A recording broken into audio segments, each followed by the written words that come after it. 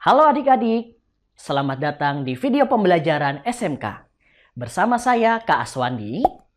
Pada kesempatan kali ini, kita akan membahas materi akuntansi tentang pelaporan pajak.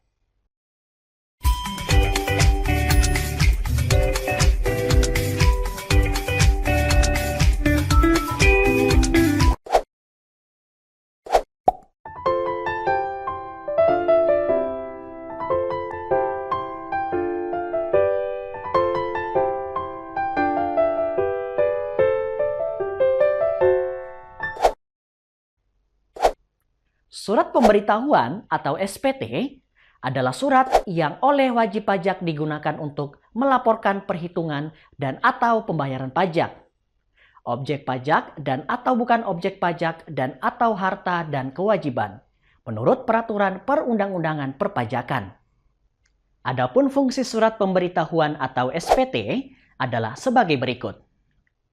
Fungsi SPT bagi wajib pajak penghasilan atau PPH. Yang pertama, sebagai sarana untuk melaporkan dan mempertanggungjawabkan perhitungan jumlah pajak yang sebenarnya terhutang. Yang kedua, untuk melaporkan pembayaran atau pelunasan pajak yang telah dilaksanakan sendiri atau melalui pemotongan pajak atau pemungutan pajak lain dalam 1 tahun pajak atau bagian tahun pajak. Yang ketiga, untuk melaporkan pembayaran dari pemotongan atau pemungutan tentang pemotongan atau pemungutan pajak orang pribadi atau badan lain dalam satu masa pajak yang ditentukan peraturan perundang-undangan perpajakan yang berlaku. Fungsi SPT bagi pengusaha kena pajak. Yang pertama, sebagai sarana untuk melaporkan dan mempertanggungjawabkan perhitungan jumlah pajak pertambahan nilai dan pajak penjualan atas barang mewah yang sebenarnya terhutang. Yang kedua, untuk melaporkan pajak masukan terhadap pajak keluaran. Yang ketiga, untuk melaporkan pembayaran atau pelunasan pajak yang telah dilaksanakan oleh pengusaha, kena pajak dan atau melalui pihak lain dalam satu masa pajak yang telah ditentukan oleh peraturan perundang-undangan perpajakan yang berlaku. Fungsi SPT bagi pemotongan atau pemungutan pajak. Sebagai sarana untuk melaporkan dan mempertanggungjawabkan pajak yang dipotong atau dipungut dan disetorkannya. Prosedur penyelesaian SPT dapat dilakukan dengan langkah-langkah sebagai berikut. Yang pertama, wajib pajak harus mengambil sendiri belangko SPT pada kantor pelayanan pajak setempat dengan menunjukkan NPWP. Yang kedua, SPT harus diisi dengan benar, jelas, dan lengkap sesuai dengan petunjuk yang diberikan. Pengisian formulir SPT yang tidak benar mengakibatkan pajak yang terhutang kurang dibayar akan dikenakan sanksi perpajakan. Yang ketiga, SPT diserahkan kembali ke kantor pelayanan pajak yang bersangkutan dalam batas waktu yang ditentukan dan akan diberikan tanda terima tertanggal. Apabila SPT dikirim melalui kantor pos, harus dilakukan secara tercatat. Dan tanda bukti serta tanggal pengiriman dianggap sebagai tanda bukti dan tanggal penerimaan. Yang keempat, bukti-bukti yang harus dilampirkan pada SPT antara lain, untuk wajib pajak yang mengadakan pembukuan, laporan keuangan berupa neraca dan laporan laba atau rugi, serta keterangan lain yang diperlukan untuk menghitung besarnya penghasilan kena pajak.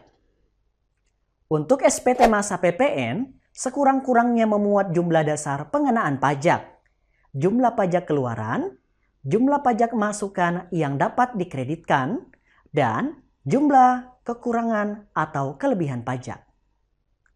Wajib pajak menggunakan norma perhitungan. Perhitungan jumlah peredaran yang terjadi dalam tahun pajak yang bersangkutan. Batas waktu penyampaian SPT diatur sebagai berikut.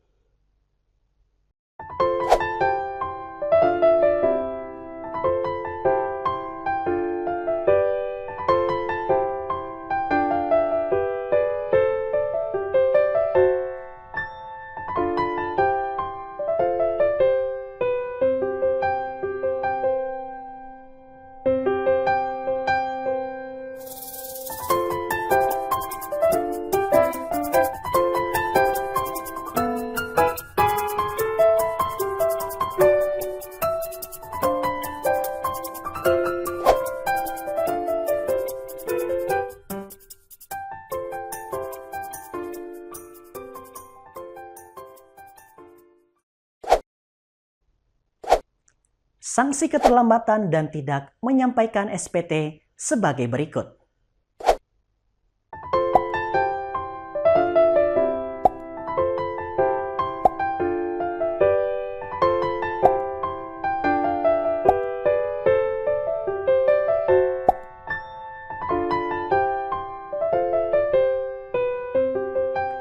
Wajib pajak terlambat menyampaikan SPT dikenakan denda sebagai berikut. Yang pertama, SPT tahunan PPh orang pribadi Rp100.000.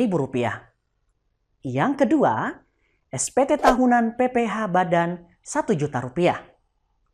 Yang ketiga, SPT masa PPN Rp500.000. Yang keempat, SPT masa lainnya Rp100.000. Pembetulan pajak dapat dilakukan atas kemauan sendiri dengan menyampaikan pernyataan tertulis dalam jangka waktu 2 tahun sesudah berakhirnya masa pajak. Demikianlah penjelasan singkat tentang pelaporan pajak. Semoga bermanfaat ya.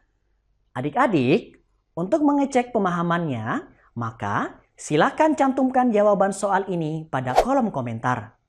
Terima kasih, sampai jumpa pada kesempatan berikutnya.